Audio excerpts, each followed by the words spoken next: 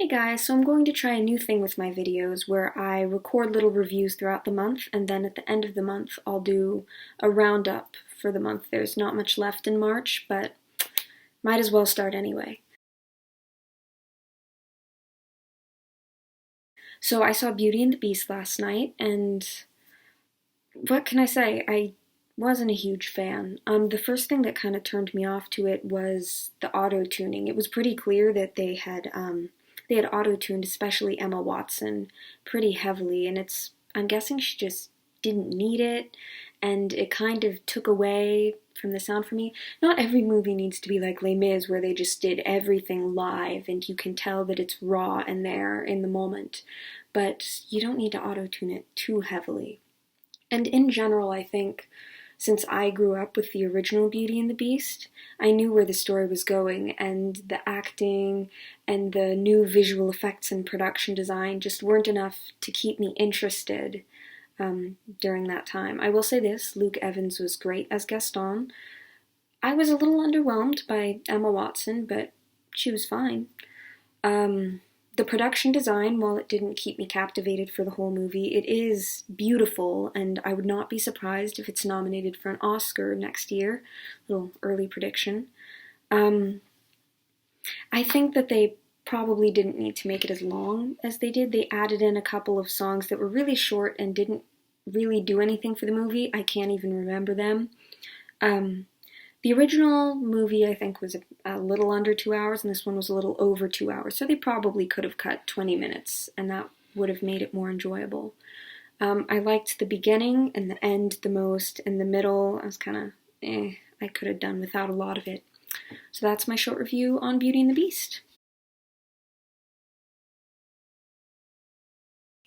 Hey guys, I just watched V for Vendetta, which isn't a recent movie, it's from 2005, but I thought I'd review it anyway. So it was written by Lily and Lana Wachowski, who also wrote The Matrix, so they're really good at sci-fi. Um, and it stars Hugo Weaving and Natalie Portman, and the plot is, according to IMDb, because I'm terrible at coming up with these on my own, in a future British tyranny, a shadowy freedom fighter known only by the alias of V plots to overthrow it with the help of a young woman. So it's really good, really. It's not quite like your average action movie. There was something a little. There was a je ne sais quoi about like the dialogue and the general style. The character V, played by Hugo Weaving, although you never see his face, so you can't really tell. He's very. In his introduction, he uses words with the letter V a bunch of times. I can't really describe it. It's just very. It's a little odd, kind of quirky. Not in like the Zoe Deschanel 500 Days of Summer way, but in like a violent action science fiction way.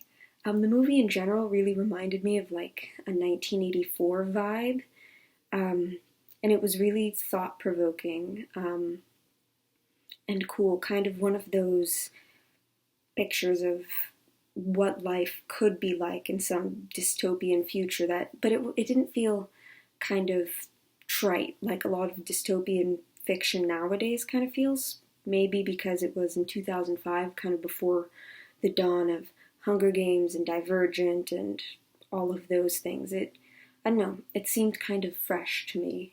Natalie Portman was amazing, as she always is. I love Natalie Portman, and I highly recommend this movie. It's on Netflix if you want to see it.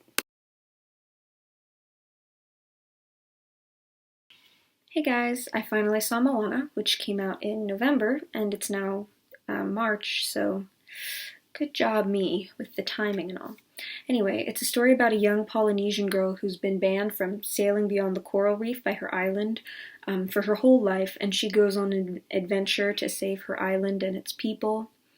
Um, I knew going into it that I was going to love the music at least, because it was written by Lin-Manuel Miranda, who wrote Hamilton, and He Can Do No Wrong. The most popular song is How Far I'll Go, and it's amazing. The girl who voices Moana, Auli Cravalho, I'm not pronouncing that right.